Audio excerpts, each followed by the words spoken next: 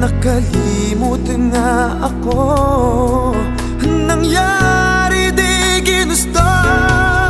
Ako pa ba'y kayang yakapin ang init ng halik sa